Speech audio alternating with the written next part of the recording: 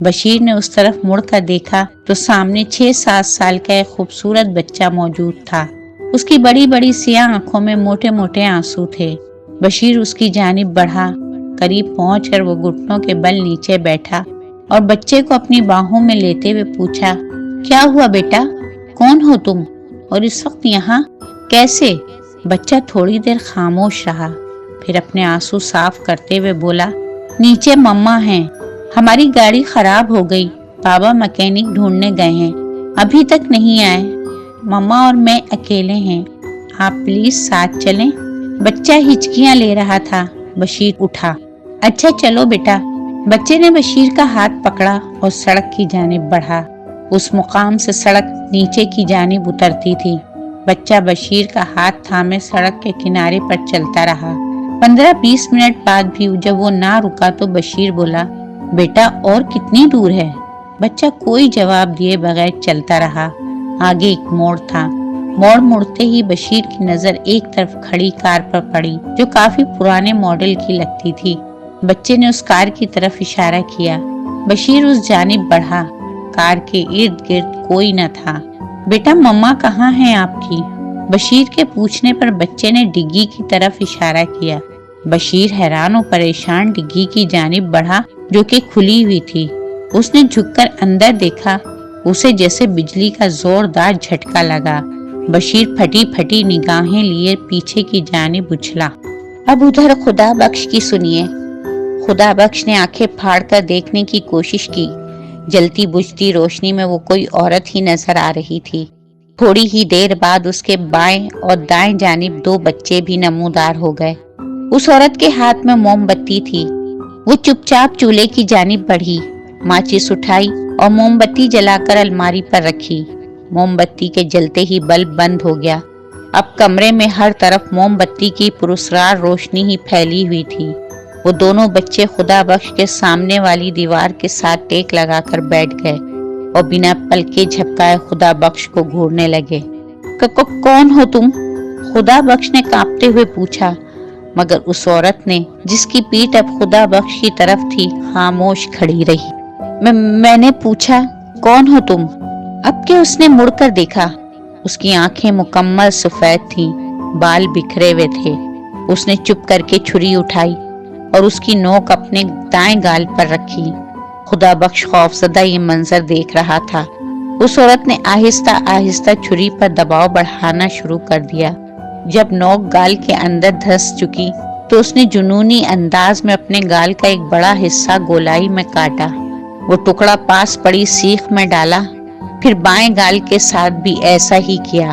اب اس عورت کے چہرے پر دونوں طرف بڑے بڑے گول سوراخ تھے جو اسے کافی بھیانک بنا رہے تھے۔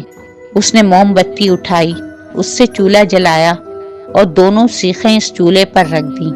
ان بچوں کی نظر ابھی تک خدا بخش پر ہی مرکوز تھی۔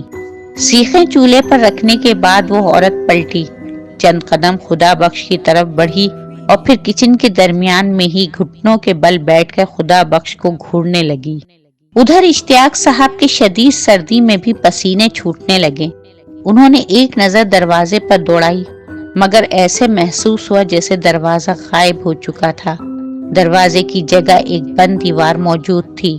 اشتیاق صاحب نے رضائی اپنے منہ پر لے لی۔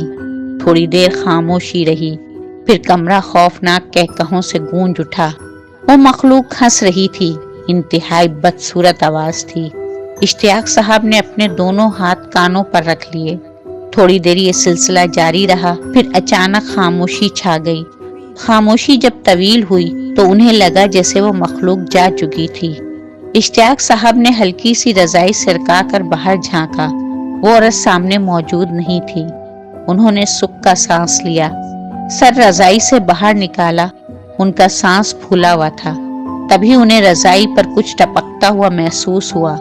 انہوں نے غور کیا تو وہ خون تھا جو چھت سے ٹپک رہا تھا۔ اشتیاق صاحب نے ڈرتے ڈرتے چھت کی جانب نظر اٹھائی۔ وہ مخلوق چھت کے ساتھ چمٹی ہوئی تھی، خون اس کے منہ سے ٹپک رہا تھا۔ انہوں نے فوراً بیڈ سے چھلانگ لگائی اور کمرے کے دوسرے کونے پر جا کھڑے ہوئے۔ وہ مخلوق چھپکلی کی مانند چھت کے ایک کونے سے دوسرے کونے تک رینگنے لگی۔ اس دوران اس کی نظر مسلسل اشتیاق صاحب پر ہی رہی۔ پھر اشتیاق صاحب کے سامنے والے کونے پر جا کر وہ رک گئی۔ تھوڑی دیر ادھر ہی رہنے کے بعد اس نے نیچے چھلانگ لگائی اور سیدھا زمین پر آ کھڑی ہوئی۔ اشتیاق صاحب کے قدم پیچھے کی جانب بڑھنے لگے۔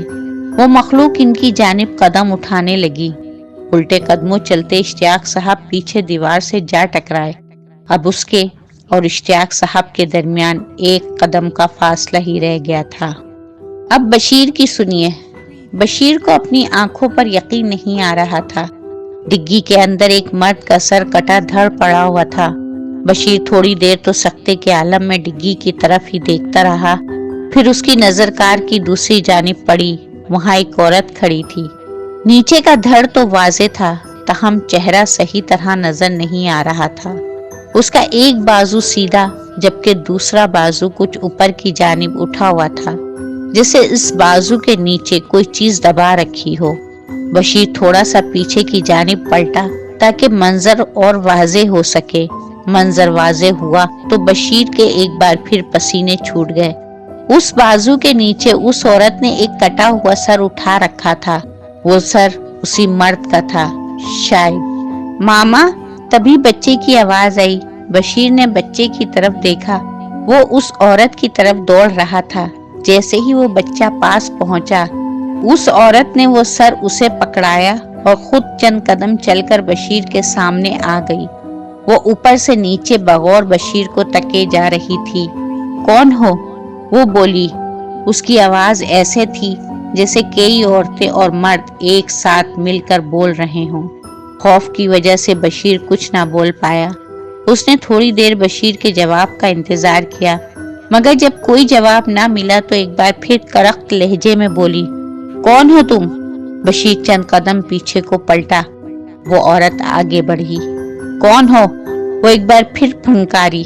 اب کے بشیر 180 کے زاویے پلٹا اور دوڑ لگا دی۔ بنا پیچھے دیکھے وہ سر پر دوڑتا رہا۔ کافی دیر دوڑنے کے بعد جب اسے لگا کہ وہ اب ان سے کافی دور آ چکا تھا تو کچھ دیر سانسیں بحال کرنے کے لیے وہ ایک جگہ رکا اور گھٹنوں کے بل جھک کر ہانپنے لگا۔ کافی دیر اسی حالت میں رہنے کے بعد وہ سیدھا ہوا۔ سامنے وہی منظر تھا، وہی عورت، وہی بچہ، وہی کار اور وہی جگہ۔ اب ان دونوں کی سنیے۔ یار یہ دونوں کہاں غائب ہو گئے؟ کافی دیر بعد جب خدا بخش اور بشیر واپس نہ لوٹے تو شاہ پریشان ہوا۔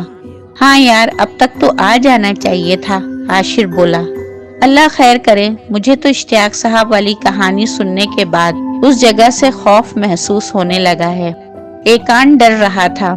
یار وہ محض کہانی ہی تھی، مجھے نہیں لگتا کہ حقیقت میں ایسا کچھ ہوا ہو۔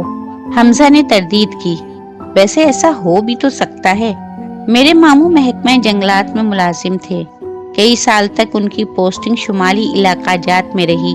وہ کہتے ہیں کہ ان پہاڑوں اور جنگلات میں کئی خوفناک راز پوشیدہ ہوتے ہیں، کئی عجیب و غریب مخلوقات موجود ہوتی ہیں، خاص کر جنات تو ایسے ہی ویرانوں میں بستے ہیں۔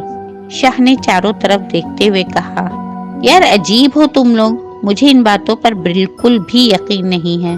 محض وہم یا قصے کہانیاں ہی ہوتے ہیں، حقیقت سے ان کا دور تک کا بھی واسطہ نہیں ہے۔ حمزہ اپنی بات پر بضد تھا۔ سنا ہے میرے ماموں بھی جوانی میں ایسا ہی کہتے تھے، پھر جب سے ان کی پوسٹنگ ان علاقوں میں ہوئی تب سے وہ ان باتوں پر یقین لے آئے۔ شاہ نے حمزہ کی جانب دیکھتے ہوئے جواب دیا، اچھا فرض کرو کہ سب سچ ہے تو بتاؤ آج تک تم میں سے کسی نے بھی یہ نام نہاد سچ اپنی آنکھوں سے دیکھا ہے؟ حمزہ نے ان تینوں کو باری باری دیکھا۔ میں نے، ایکان نے فوراً ہاتھ کھڑا کیا۔ تینوں نے چونک کر اس کی جانب دیکھا۔